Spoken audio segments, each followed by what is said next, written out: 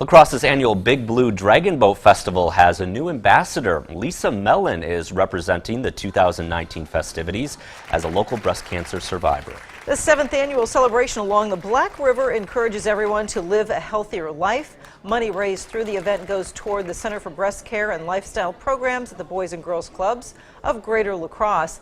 And the new ambassador says it's an awesome festival for a great cause. It's an even more incredible event to see our flower ceremony that honors breast cancer survivors and for those that we have lost. It's very emotional and very memorable.